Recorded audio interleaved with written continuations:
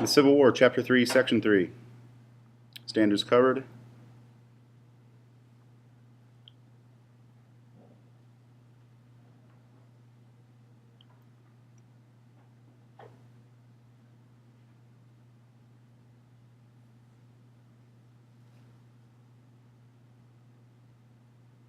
Down at the bottom, northern and southern advantages.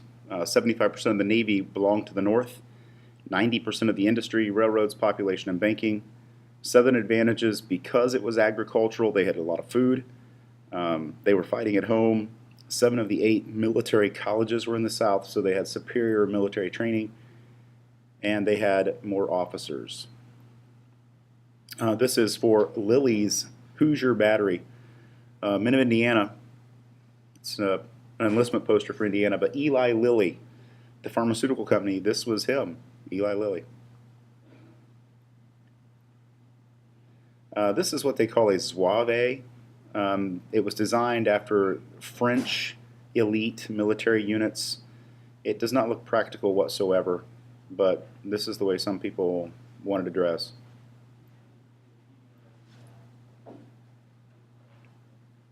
There's Indiana Snake Killers, enlistment poster.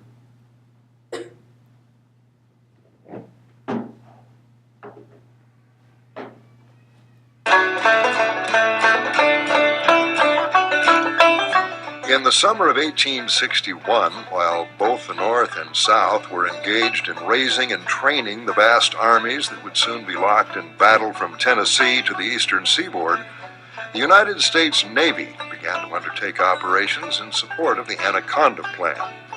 The first priority for the Blue Water Navy was to seal off the South's major ports, thus beginning the famed blockade that would have such a disastrous effect on the Southern economy. But as with every blockade, this one had leaks. On August 27, 1861, the Union forces seized a key point in North Carolina at Cape Hatteras. A few months later, another base was seized at Port Royal, which connected Savannah and Charleston via a series of inland waterways. While the Blue Water Navy worked on strangling the South from the sea, in the west, a brown water flotilla helped secure one of the Union's first significant victories of the war. The network of waterways that crisscrossed the Western Theater was of vital importance in the strategic planning of both the North and South. The rivers out west ran north-south, and the Confederates had a very difficult time trying to defend Tennessee and the Mississippi Valley because these rivers all really helped northern advances because the gunboats and transports could go straight down into Confederate territory, and this would help advances and offensives very much. Fort Donelson and Fort Henry were both built along the rivers that go into Tennessee and western Tennessee to try and stop this, to arrest that movement or at least contest it. And when Ulysses Grant did his first campaign out of Illinois into Tennessee, he was able to seize both of these, Henry very easily and Donelson after a campaign in siege that eliminated the main Confederate defense on those rivers. And this, of course, and the action at Donelson in particular, gave Grant his first national prominence, where he earned the nickname Unconditional Surrender because those were the terms that he gave the Confederates at Fort Donelson. While the capture of Forts Henry and Donelson were important achievements in their own right, the strategic effect their loss had on the Confederacy proved to be enormous. Once that defense was gone, the rivers were wide open. The Confederates had to abandon Nashville and were forced way back into northern Mississippi.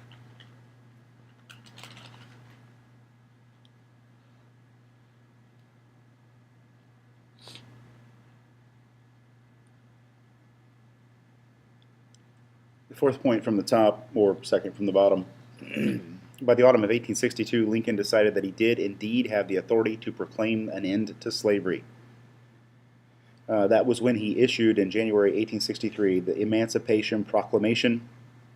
It decreed that all persons held as slaves within any state or designated part of a state where the people thereof shall be in rebellion against the U.S. shall be thenceforward and forever free. It did not free slaves in Kentucky, Maryland, Delaware, or Missouri, the border states. It did not free those slaves because Lincoln did not want to drive them to the Confederacy. but it did free the ones in the Confederacy. However, the North had to beat them to make it law.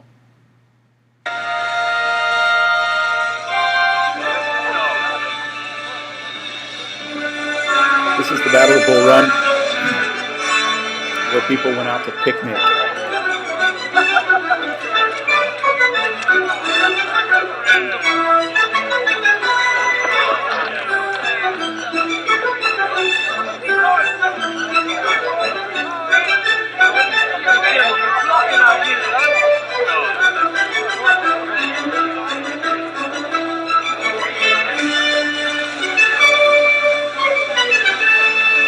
This was some sort of picnic. General, we have been rushed into this battle by the public. The South holds strong defensive positions on their own soil. The rebels have already retreated to Henry House Hill. My old classmate Tom Jackson is holding that hill. I would expect there to be formidable Confederate opposition. Nonsense, Colonel. A disciplined rebel cannot stand against a great nation's army. That's what King George said in 1776. Gentlemen, please cease fire. Now you can see why I insisted that we come along too. Somebody has to keep the peace. Now that's an odd expression to use on a battle. Crazy thing is, the people actually went out to picnic, congressmen, their wives, their families. The South overwhelmingly wins that battle, and they are fleeing for their lives at the end of it.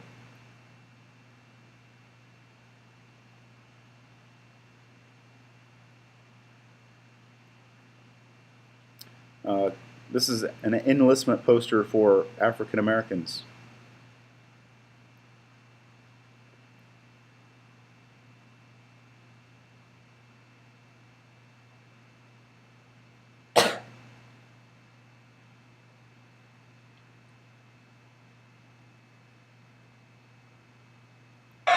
Upstairs! Get the women upstairs!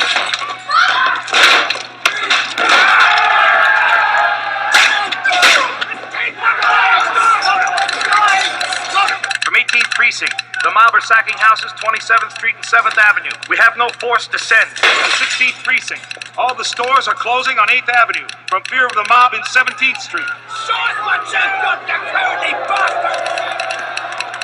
From 4th, the rioters are attacking colored boarding houses, robbing them, and setting them on fire. From 21st, the mob have just broken open gun store on 3rd Avenue and are arming.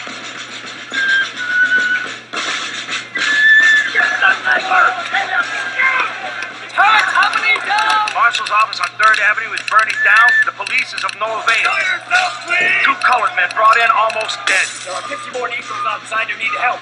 The blacks are being attacked all over the city. Hey! That's a $300 man! Get him! Did your daddy buy you out of the army? Can he buy me out of the army too? There is danger of mob attacking Armory, corner 21st Street, 2nd. So those were the mobs in New York City who were rioting because they felt that the war was because of freeing African Americans, freeing the slaves, and they took it out on the slaves. They went so far as to burn down an African American orphanage. But that clip was from the gangs of New York.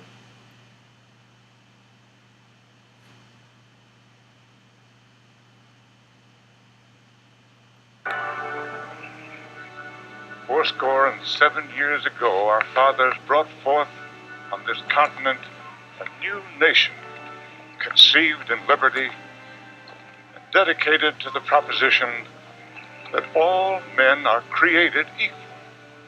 Now we are engaged in a great civil war, testing whether that nation, or any nation so conceived and so dedicated, can long endure.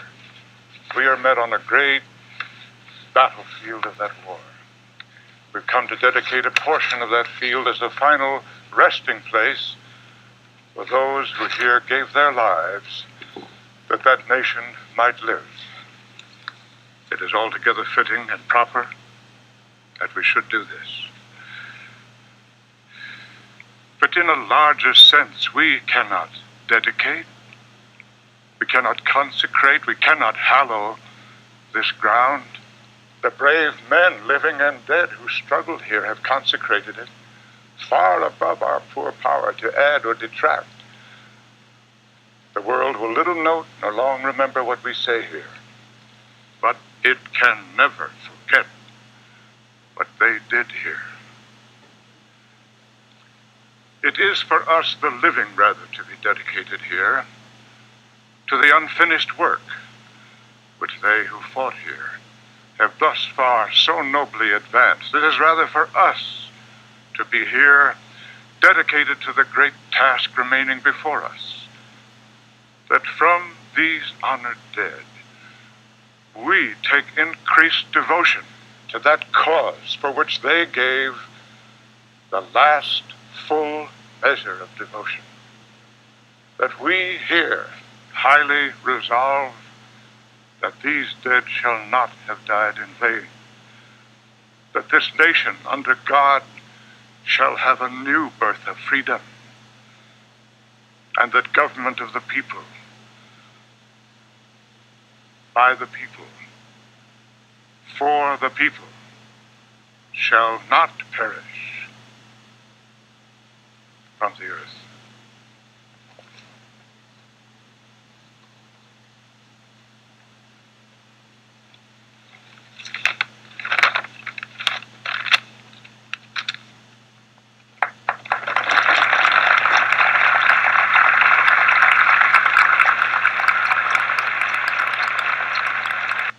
That was Abraham Lincoln's Gettysburg Address.